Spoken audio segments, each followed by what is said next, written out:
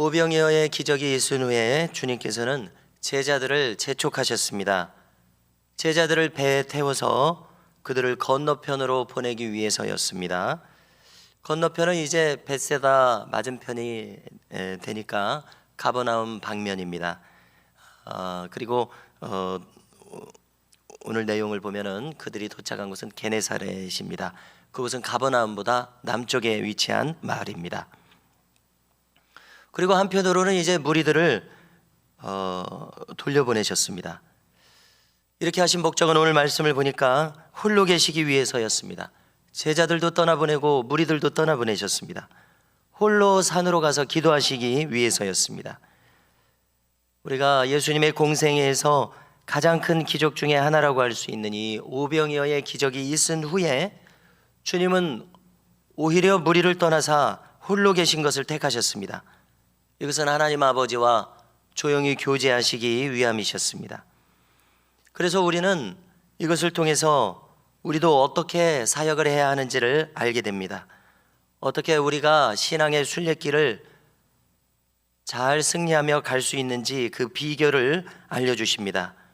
그것은 바로 조용히 물러서서 때때로 혼자만의 기도 시간을 가지는 것입니다.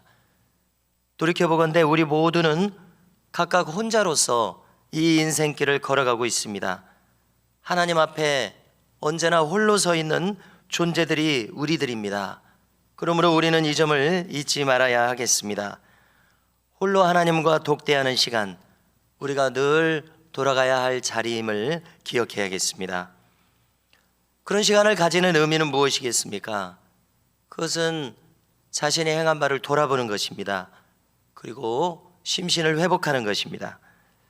사람들과 상대하는 것은 아무래도 심신의 평정을 깨트리는 일입니다. 그래서 그것으로부터 나의 마음을 추스르는 일이 필요합니다. 하나님 앞에서 평정심을 가지는 것을 되찾아와야 됩니다. 우리가 돌이켜보는 시간들은 잘한 것도 있고 또 못한 것도 있을 것입니다. 그 모든 것들을 잊어버려야 합니다. 신년 첫 주일에 나눈 것을 저로서는 기억할 수가 있었는데요, 표대를 향하여서 나아가자는 말씀을 나눴었습니다. 거기에는 바울의 심정이 담겨 있습니다. 표대를 향하여 나아간다고 할 때 바울은 지나간 것은 다 잊어버리고자 했습니다. 그것은 무슨 의미입니까? 과거가 그렇게 중요한 것이 아니라는 의미입니다. 그리고 현재도 그렇게 중요한 것이 아니라는 의미가 담겨 있습니다. 오직 앞으로 나아갈 그 미래의 길이 더 중요하다는 그런 의미가 담겨져 있습니다. 우리도 마찬가지입니다. 지나간 과거는 별로 중요하지 않습니다. 고칠 수가 없기 때문에 그렇습니다. 그래서 잘한 것도 못한 것도 잊어버릴 필요가 있습니다. 그리고 오늘 이 현재 살아가는 것도 미래의 영원한 승리를 위해서 살아가는 것입니다. 그러므로 표대를 향하여 나아가는 미래가 가장 중요하다는 결론을 얻게 됩니다. 주님께서도 어쩌면 기도하시면서 이런 비슷한 것을 생각하셨을 것입니다. 왜냐하면 주님 앞에는 십자가라고 하는 가장 중요한 사명을 앞두고 계셨기 때문에 그렇습니다. 오병이어라고 하는 이 큰 이적은 다 잊어버리고 십자가를 향한 사명의 길에 초점을 맞추셨을 것입니다. 자, 이 와중에 먼저 떠나보낸 제자들은 배를 타고 호수에서 풍랑을 만났습니다. 표류했던 것 같습니다. 밤 4경에 예수님께서 바다 위를 걸어서 제자들의 배에 다가오십니다. 자, 밤 4경이란 저녁 6시부터 다음날 새벽 6시까지 4등분을 한 것 같습니다. 그래서 1경, 2경, 3경, 4경 했을 때 4경은 새벽 3시부터 새벽 6시를 가리킵니다. 아주 깊은 밤, 깊은 새벽임을 알 수가 있습니다. 제자들은 지금 해가 저물 때 배를 타고 떠났었습니다. 그러므로 제자들은 새벽 3시라고 보면은 무려 9시간 정도를 바다 위에 있었습니다. 그들은 표류했던 것 같습니다. 풍랑과 지금 씨름하고 있습니다. 자, 이때 주님께서는 바다 위를 걸어서 제자들에게 다가오고 계셨던 것이죠. 그리고 제자들은 배 위에서 그 어수선한 가운데서 주님을 발견했습니다. 유령이라고 소리치면서 너무나 놀라고 무서워하게 되었습니다. 주님은 즉시 그들에게 말씀하시기를 내니 안심하라, 두려워하지 말라 하셨습니다. 자, 이때 많은 제자들 중에서 베드로가 그 특유의 성격을 내보입니다. 그는 아마 주님께서 하시는 모든 것을 그대로 다 믿었던 것 같습니다. 그래서 주님을 보자마자 자기에게 명령을 해주시라고 하면서 무리를 걸어오라, 이런 명을 해주시라고 요청을 합니다. 그러자 주님께서도 바로 오라 명하십니다. 그러자 베드로가 즉시 무리를 걷습니다. 그리고 또 즉시로 바람이 불게 되자 두려워하면서 물속으로 빠져들어갑니다. 소리를 지릅니다. 나를 구원하소서. 그러자 주님께서 손을 내밀어서 그를 붙드시고 말씀하십니다. 믿음이 작은 자여 왜 의심하였느냐. 배에 함께 오르실 때에 바람이 그쳤다고 기록합니다. 참 이 놀라운 사건을 대하면서 우리로서는 오직 이 주님께서 창조주이신 것을 믿을 때만 이것을 받아들일 수 있는 사건입니다. 인간의 이성으로서는 아무리 해도 납득하기 어려운 그런 사건입니다.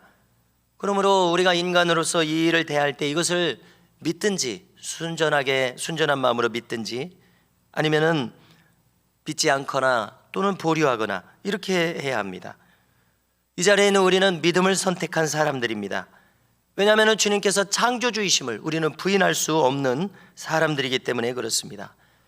오늘 여기 베드로가 보인 믿음을 한번 주목해 보십시오. 자, 그가 의심치 않고 믿었을 때는 무리를 걷는 놀라운 기적을 경험했습니다.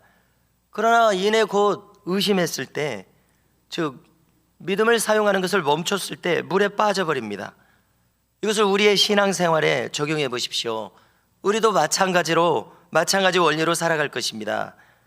어쩌면 우리가 이렇게 믿음으로 살아가는 것은, 믿음 생활하는 것은 무리를 걷는 것처럼 불합리하고도 위태로운 일일 것입니다.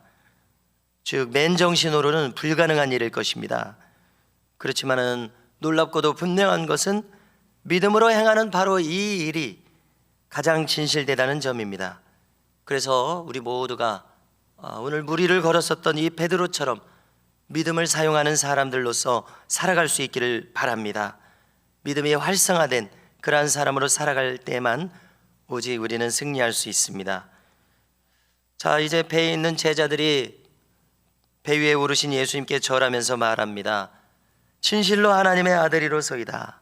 왜냐하면 그들이 두 눈으로 지금 보고 있는 것을 결코 부인할 수가 없었기 때문에 이렇게 말했습니다.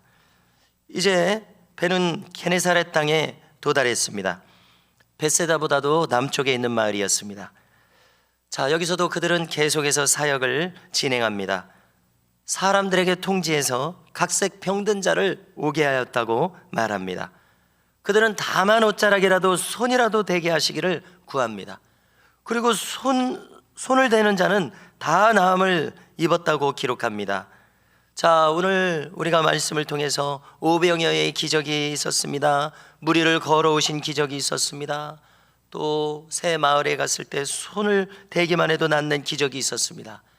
그야말로 주님의 공생애에서 놀라운 기적이 계속되고 있습니다. 그래서 우리가 생각할 때 저 영원하고 힘있고 능력 있는 영광스러운 나라 천국이 통째로 주님이 사역하셨을 때 이 땅에 현실화되었다고 밖에 참 다른 설명이 불가능하다고 느끼게 됩니다. 성도 여러분, 주님께서는 부활 승천하사 오늘도 보좌 우편에서 우리를 내려다보시면서 기도하고 계십니다. 우리를 위해서 기도하고 계십니다. 이것은 우리를 지켜보고 계신다는 의미입니다. 특별히 우리가 믿음으로서 살아가는지를 보고 계시다고 생각합니다. 그분과 동행하기를 기뻐하는 삶을 살아가는지를 보고 계시다고 믿어집니다.